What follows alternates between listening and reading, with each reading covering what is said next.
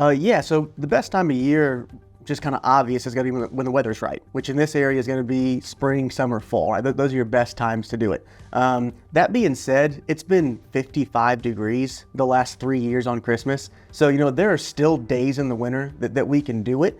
We just have to make sure that the weather's right and we're not opening up somebody's house when it's negative 10 degrees outside. But yeah, short answer, best time of year is going to be spring, summer, fall, when we have good weather and long days to do this.